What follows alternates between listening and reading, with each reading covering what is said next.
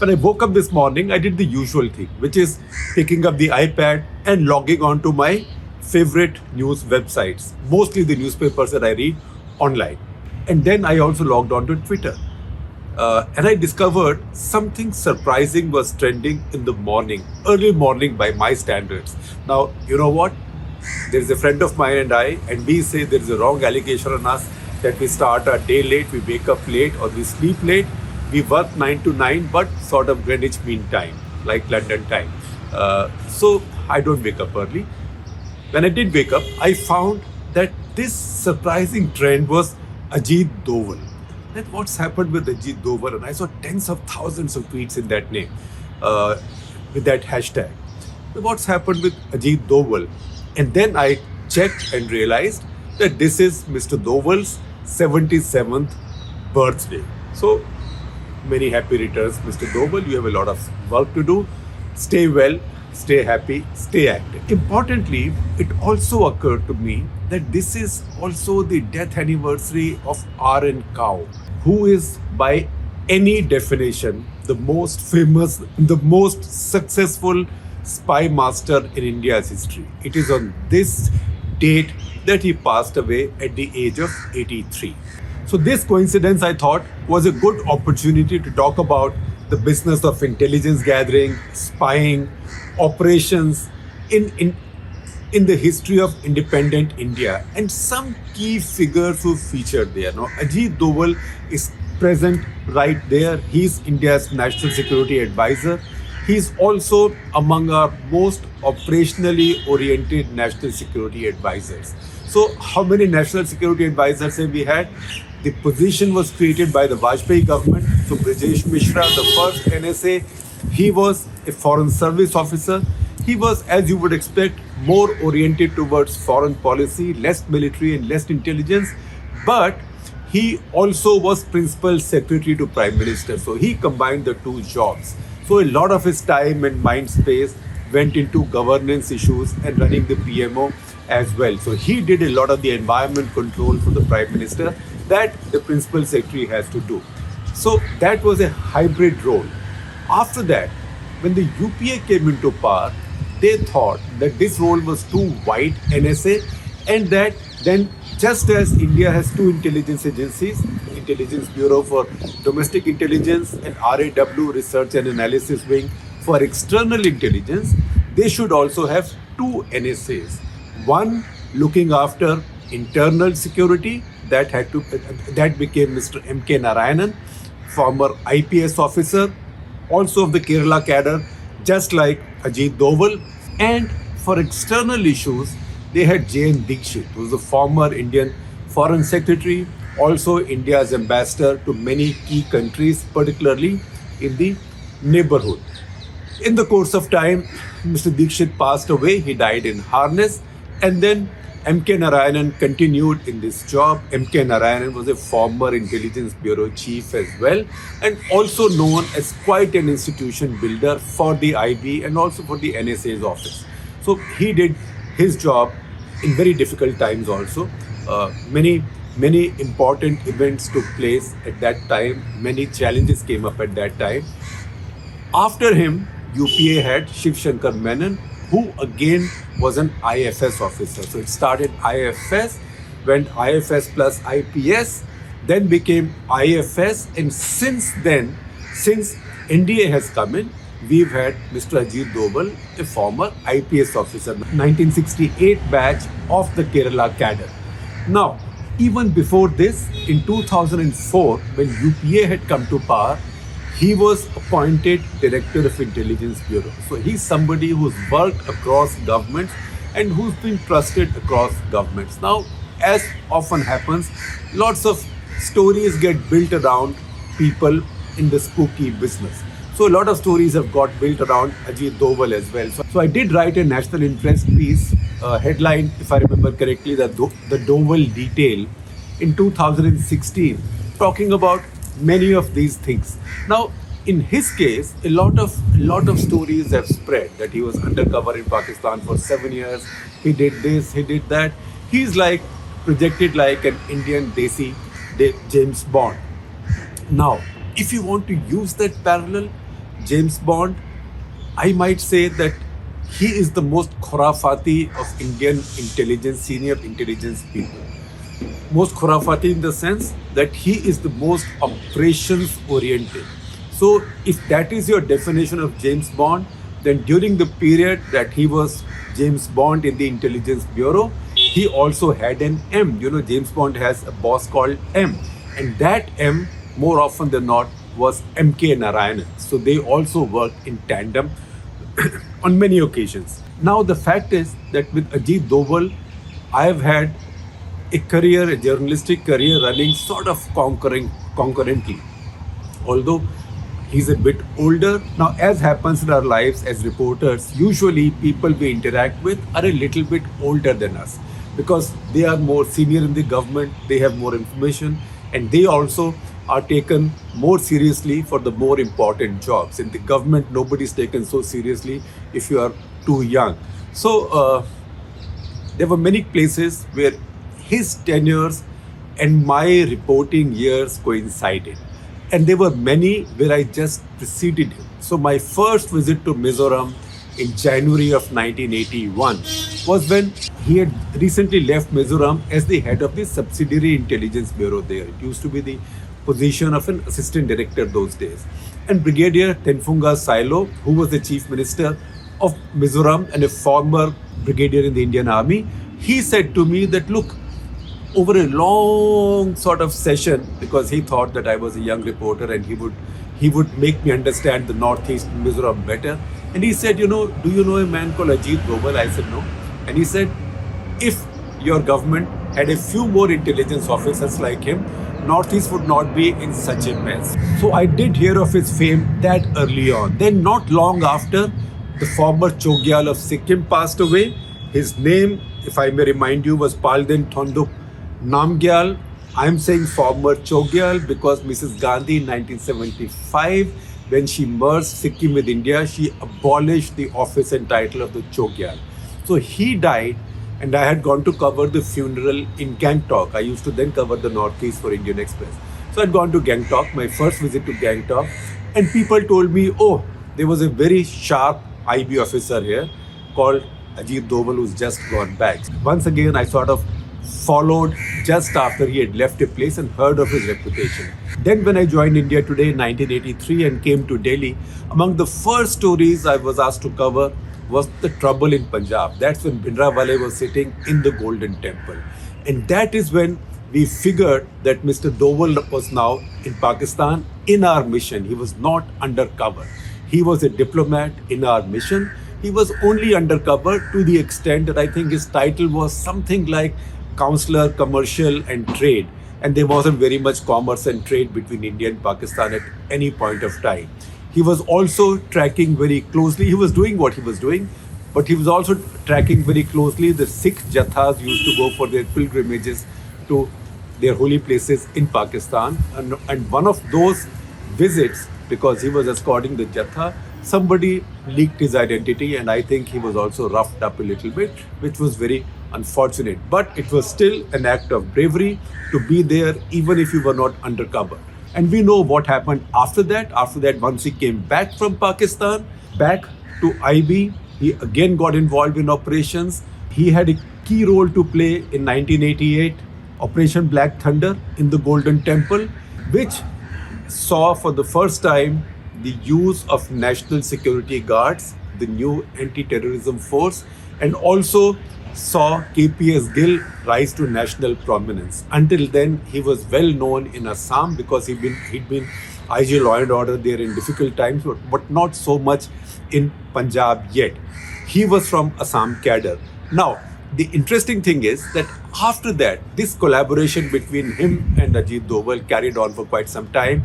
And when the third phase of Punjab insurgency came, which was the most violent of all phases, the most violent was not Bhindranwale's phase. Most violent was the third phase, when in a year, 1990-91, about 15,000 people were killed overall. It was during that phase, between say 1991 to 1993, when Narsimha Rao had come into power and he gave a carte blanche to KPS Gill Also, B.N. Singh became Chief Minister of Punjab, who quite bravely confronted terrorists. That is when Punjab terrorism was wiped out. And I've written in the past, and I'll say again, that almost all this sort of A category terrorists were then divided in A, B, C categories. A means the worst of the lot. Almost all the A category terrorists who were killed or captured was a case of Bold Doval caught Gill. Or you could reverse it, Gill caught Doval, because they worked in tandem like that. So that's where these reputations were built. But institutionally, IB itself has had many formidable figures. One of the most formidable and most controversial, who also left a very controversial legacy, was B.N. Mullik. Mullik. That's how the name was spelled. He was a Bengali. Now, Bholanath Mullik, as his name was, he became the chief of IB in 1950. He became the chief of IB on July 15, 1950, and carried on until October 19, 1964. So that's almost 15 years. So his tenure in the IB was almost coterminous with Jawaharlal Nehru. We know that in May of 1964, Jawaharlal Nehru passed away, and the same year, B.N. Mullik also demitted office or retired. Now, B.N. Mullik, why did he become controversial? He became controversial because at that time, the war with China took place in 1962. India had only one intelligence agency, and that was Intelligence Bureau. There was no RAW. And it was then believed that Intelligence Bureau had failed to give advance or adequate warning to the government of what was going to happen. Or maybe that the Intelligence Bureau had underestimated the threat from the Chinese. Now, the second part I'm willing to buy. The first I'm not willing to buy, because it is only because B.N. Mullik and IB had seen the Chinese territorial threat that they had supported and advanced the idea of the forward policy. That is, in all the areas which India claimed, but India did not have presence and nobody had presence. India claimed and China claimed, but nobody had presence. Forward policy was keep moving ahead one step at a time and establishing posts of army or paramilitary forces or even CRPF to say that we are here, right? Like planting the flag. That was forward policy. What B.N. Mullik and IB went wrong on in their estimation of what the Chinese response will be. They kept on thinking that the Chinese, despite these provocations, will look the other way and never resort to a full-fledged conflict. That is where they went wrong, and that is what has sort of muddied his legacy after that, and that is also what then created the debate for an external intelligence agency, and that's why RAW came into being. It did not come into being immediately after B.N. Mullik passed away, because India was still going through a very fraught period. 1965, our next 1.5 war took place. One with Pakistan, the 22-day war, the monsoon war as it's called. But just before that, also half a war in Kutch, that is called the Kutch conflict. So India did not have breathing space. But after 65, RAW came in. B.N. Mullik was also from the school of scholar civil servants. He was from IP, or what was earlier called Imperial Indian Police, that is British police. Later it just came to be called IP, like Indian Police, because once India became independent, who was going to call it Imperial? So it became IP. So IP is the predecessor of the IPS. He was an IP officer of the 1932 cadre. 1950, he became chief. Before that, for 2 years, the first Indian chief of the IB, again it's a name that nobody remembers now, was Mr. T.G. Sanjeevi Pillai. He was the IB chief from April 1947 to July 1950, when B.N. Mullik took over. B.N. Mullik was also very close to Nehru personally, and some of that comes out in the 3 books that he's written. So he's written this very impressive trilogy, and that's why I say that officers, civil servants of those periods were also quite scholarly, like the British officers writing gazetteers and writing their memoirs. They wrote a lot of good stuff. So B.N. Mullik wrote set of 3 books. That's his life's work. All 3 were called My Years with Nehru, Volume 1, 2 and 3. And these volumes were all published in 1971. And these were called, Volume 1 was The Chinese Betrayal. So that is obviously an explanation, or his explanation, of what went wrong in 1962. Volume 2 was Kashmir, My Years with Nehru, Kashmir. So that is the entire history of Kashmir, starting early on. That is when the Maharaja of Jammu and Kashmir signed the instrument of accession, and then all the relationship, the complex relationship with Sheikh Abdullah and the ups and downs it went through. In fact, when we mention that, we also have to mention another unsung name, that is Colonel I.S. Hassan Walia, who was the IB station head in Srinagar at that point. And in some ways, he was responsible for bringing Nehru and Sheikh Abdullah together, and also for their breakup subsequently. B.N. Mullik talks about all this that happened in Kashmir, all the cloak and daggers and smoke and mirrors, in Volume 2 of My Years with Nehru. Volume 3 is simple. My Years with Nehru, 1948-1964. These were published by Allied Publications in 1971. These are all out of print, unfortunately. It is very unfortunate. I wish these are all digitized. So some are digitized. In fact, you can read some pages here and there, but not in as structured a manner as I would wish them to be. But if you can source them in a library, please check these out. Now, the first head of RAW was Mr. R.N. Kao, whose death anniversary it happens to be today. Mr. R.N. Kao, who's again become a storied life in India. There's lots and lots of stories, some myths, some reality about him. We know the stellar role he played in 1971, that famous, or if you are in Pakistan, then infamous hijack of an Indian Airlines Fokker Friendship aircraft by Kashmiri, quote-unquote, militants, which then became the reason for India to ban Pakistan aircrafts overflights over the Indian territory into East Pakistan. That just made connectivity so difficult for West Pakistan, because then they had to fly all the way around. It just became too difficult for them. But for that, India had to find an excuse.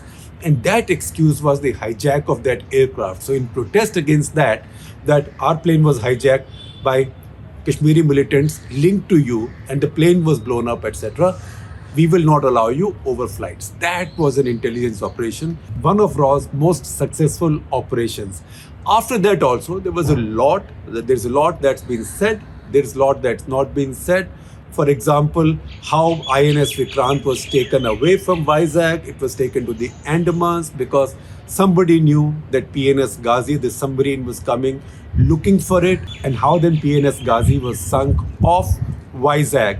All these are stories which have not been fully detailed, remain a little bit in the gray area, but you can see that all these involved not just the armed forces but also intelligence operatives. So that was Mr. T.V. Rajeshwar's fame.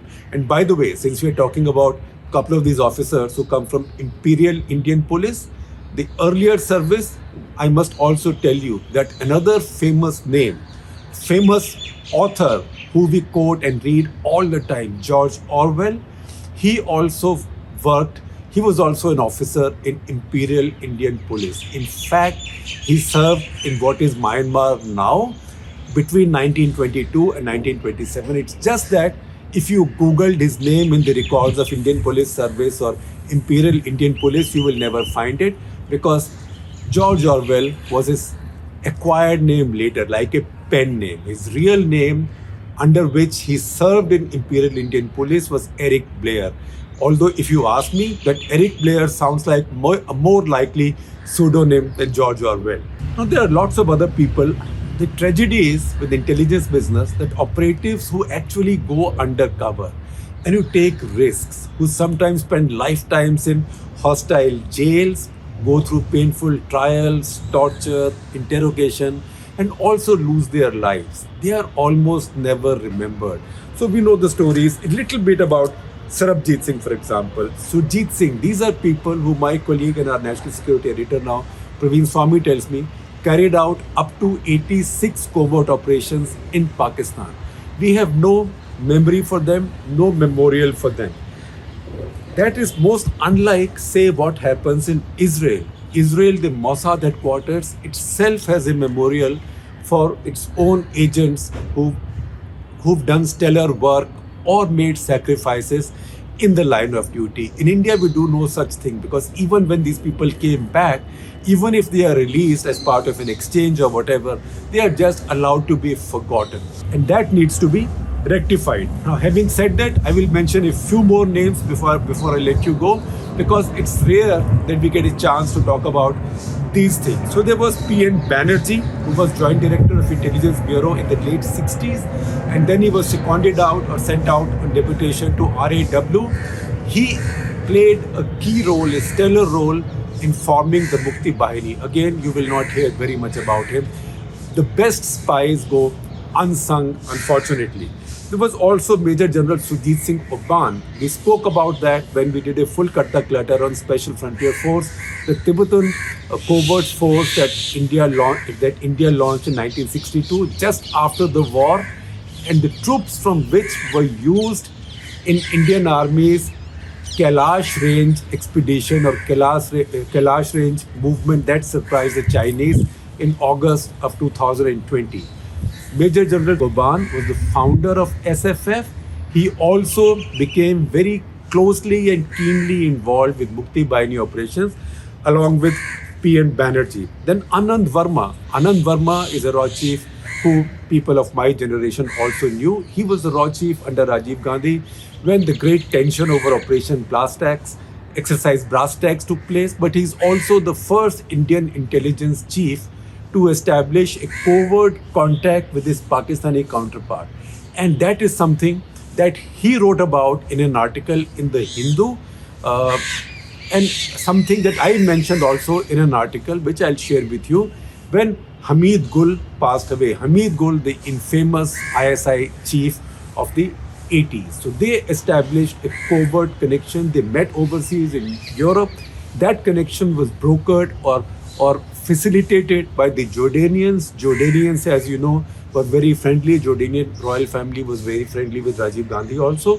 And Jordan's crown prince, his wife, came from Pakistan, and crown prince Hassan then was very friendly with Rajiv Gandhi. That's when that interesting thing took place, when Jordan gifted a couple of cars to Rajiv Gandhi to use in the Prime Minister's office, and India allowed Royal Jordanian Airways landing rights in India. So that is the complex history. Everything is linked to everything, and everything ultimately leads to national security in all these stories.